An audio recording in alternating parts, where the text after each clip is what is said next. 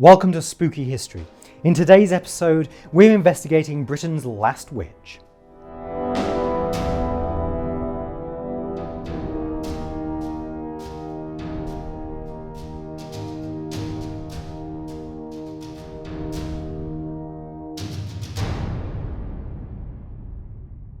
Helen Duncan's story features intrigue, ghosts, imprisonment, and support from the Prime Minister himself at the height of the war. A big legacy for a kindly Scottish grandmother. Born in Perthshire, Scotland in 1897, Helen Mcfarlane demonstrated psychic ability from a young age, alarming her fellow school pupils with dire prophecies that sent her mother into fits of distress. At the age of 19, she married cabinet maker Henry Duncan, a man who was much more supportive of her gifts. Initially working in a bleach factory, Helen's psychic abilities would soon propel her to international recognition and fame. Her particular gift was as a materialization medium, meaning that unlike those who merely spoke to the dead, she could physically manifest them. Placed into a trance, Helen would bring up ectoplasm, a supernatural energy that could form the building blocks of a spiritual entity.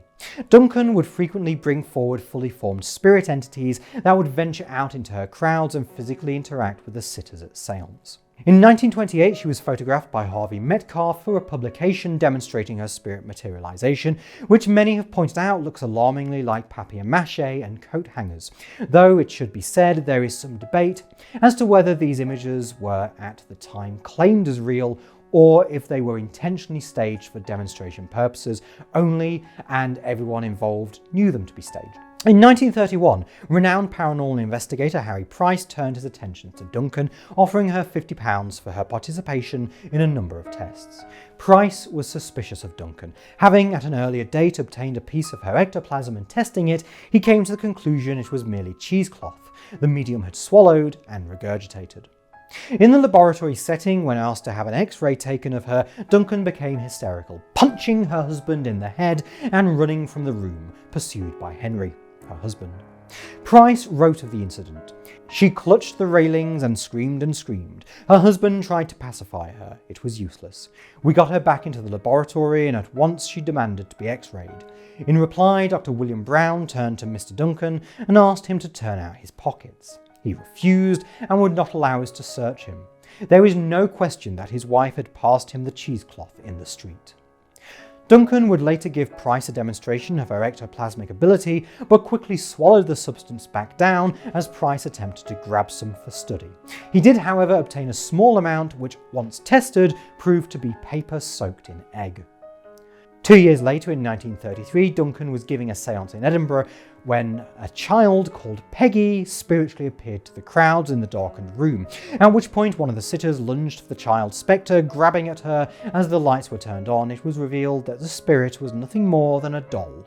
She was prosecuted at Edinburgh Sheriff Court and fined £10 for fraudulent mediumship.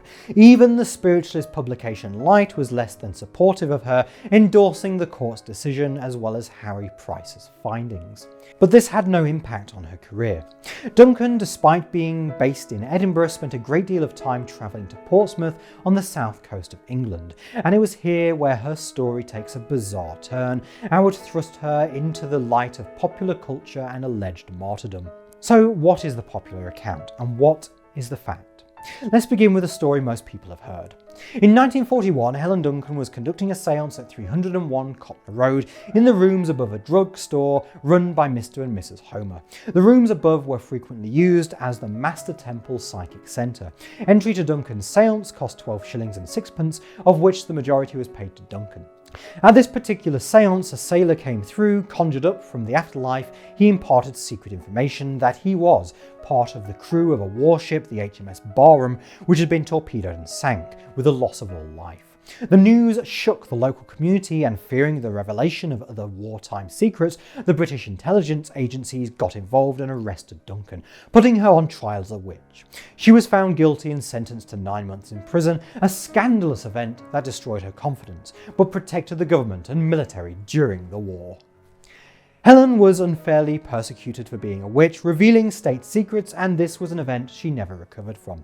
That tale is the one retold over and over. It is the one Cambridge University have alongside a picture of Duncan's ectoplasm. It is the one that is seen as the official story, and one that shows how ruthless and cruel the authorities can be, persecuting a kind old grandmother for her gifts. It is also bollocks. Not only is the timeline completely wrong, but the incident that led to her arrest and imprisonment wouldn't happen for another 2 years. First of all, the ballroom incident, yes, it took place in 1941. She conducted a seance in Portsmouth, and yes, it was claimed a ghost came through from the HMS Barham, but the idea that the sinking was a secret isn't entirely true. For a start, the families of all the crewmen had been informed, making potentially thousands of people aware of the event. And you may think, well, in World War II, people knew the importance of secrets, to which I respond, if they knew the importance of secrets, we wouldn't have had to have a nationwide campaign to remind people that loose lips sink ships. There is also some concern around the hatband the ghost wore. Allegedly it stated HMS Barham, which was not uncommon on hatbands. That is until the start of the war, when the ship name was replaced with simply HMS. A band with the name HMS Barham was found in Duncan's belongings, but wouldn't have appeared on any ghost of a serving crewman at the time. Now, the military authorities did take an interest in Duncan. After all, whether psychic or not, Duncan was revealing information that, at the very least, wasn't widely public knowledge. But the Barham incident would have little impact on the event that resulted in her prosecution. In December 1943, Duncan was once again performing a seance at the Master Temple Psychic Centre, and in attendance was a sailor by the name of Worth. At some point during the event, a white entity emerged, to which Worth asked, "Are you my aunt?" and received the response simply of yes. At some point during the event, a white entity emerged, to which Worth asked, "Are you my aunt?" and received the response simply of yes. The aunt was followed by a spirit claiming, also with just a one-word answer, to be Worth's uncle, and then finally the ghost of his sister. As Worth's sister was alive, he was somewhat sceptical, to which Duncan's spirit guide Albert allegedly claimed, "Perhaps you don't understand, but she was premature." This was all there was for Worth, and the rest of the night featured entities for other attendees, including a parrot and a cat. At the end of the seance, Mr. Homer asked Worth what he thought, to which Worth expressed displeasure and raised a concern that whenever a spirit vanished, it was accompanied by rustling from where Duncan was sat. Concerned that Duncan was herself acting as the spirit, in January 1944, Worth, accompanied by plainclothes police officers, returned for another seance at Copner Road. In attendance was a full room of eager spiritualists: Helen Duncan, Mr. and Mrs. Homer, their daughter, and Frances Brown, Duncan's friend. The seance began. Helen seated in a corner covered by a curtain in the dark. A spirit slowly came forward, spoke to members of the group, and disappeared. This happened a couple more times before one spirit came close to the leading officer, Mr. Cross, who was sat just behind Mr. Homer at the front of the room, at which point Mr. Cross, the officer, lunged forward, grappling with the ghost. The ectoplasm, manifesting at the time, shot away as if pulled towards the back of the room, and with whistles blowing, more officers descended, lighting the room up and revealing the ghost was in fact Helen Duncan. Duncan was arrested, as was Mr. and Mrs. Homer and Frances Brown, her friend and agent. Initially, they were charged with vagrancy until the prosecution discovered a much more suitable charge, the Witchcraft Act of 1735. Now, this is where the confusion comes in. We hear Witchcraft Act and assume it must be related to the persecution of people accused of witchcraft, but it wasn't. Although badly named and somewhat obscure by 1944, the Act in fact had nothing to do with what we might call actual witches, and was entirely interested in prosecuting those who pretended to be witches. The specific part of the Act relating to Duncan is Section 4 of the Act, which allows for the prosecution of any person that does pretend to exercise or use any kind of witchcraft, sorcery, enchantment, or conjuration, or undertake to tell fortunes or pretend from his or her skill or knowledge in any occult or crafty science. In other words, the Witchcraft Act of 1735 was an anti-fraud act, and it was this which Duncan was prosecuted under.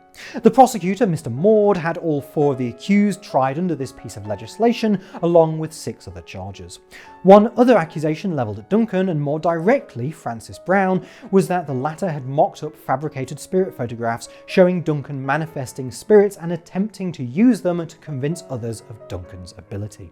Duncan's defence, rather unfortunately called Mr. Looseby, was, to be fair, pretty bad. So bad, in fact, that he may have unfairly prejudiced the jury against his client by revealing the existence of Duncan's previous prosecution for fraudulent mediumship, something that didn't need to be done. He also wanted to bring forward dozens of witnesses not present at the specific seance to demonstrate Duncan's genuine ability, something that was dismissed as irrelevant to this specific case. Indeed, whether Duncan was or wasn't genuine wasn't the job of the court nor the judge to determine, only if on this one occasion was she a fake. Looseby also tried to insist that Duncan give a demonstration of her abilities to the court, something the judge rejected, not through fear that Duncan might prove spiritualism in a court of law, as some spiritualists have suggested, but to protect Duncan. If she failed to give a demonstration, it could unfairly prejudice the jury against her further. Duncan, Mr. and Mrs. Homer, and Frances Brown were all found guilty under the Witchcraft Act, the jury taking less than half an hour to reach their conclusion. The Homers were released, being bound over for otherwise good behaviour, as the judge believed that despite their involvement in the night's events, they neither took money themselves, instead giving their share to charity, nor were they active in the deceit, and were likely little more than victims of Duncan themselves.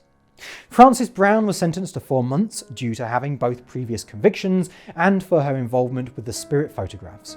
Helen Duncan was sentenced to 9 months in prison. Duncan and Brown spent their time in notorious Holloway jail, whilst the Homers returned to their shop on Copner Road. But even if the ghost that had materialised that day was Duncan herself, what of the ectoplasm that shot off, never to be found? It had vanished towards the back of the room, exactly where the Homer's daughter was sat, and one witness stated that she overheard Brown ordering Mr. Homer to tell your daughter not to say anything. Duncan's imprisonment, and under such an obscure law, prompted cries of outrage, reaching up as high as the Prime Minister Winston Churchill himself, who allegedly visited Duncan in jail. The backlash resulted in the Witchcraft Act being repealed, and in 1952 it was replaced with the more up-to-date Fraudulent Mediums Act, itself replaced by EU legislation in 2008.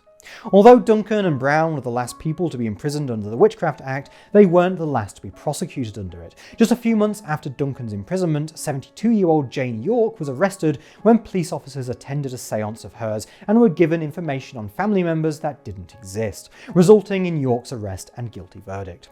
Due to her age, she was fined £5 rather than be imprisoned.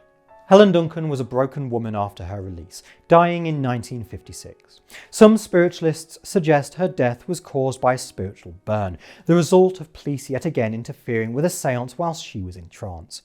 This third police raid did not result in a prosecution, and despite what some spiritualists insist was also not a factor in her death, Duncan had long been unwell, suffering from heart trouble and issues associated with her larger frame. So what do you think? Was Duncan an innocent old grandmother unfairly persecuted by paranoid authorities, or a calculating fraud intent on scamming the war bereaved? Or maybe she was a bit of both?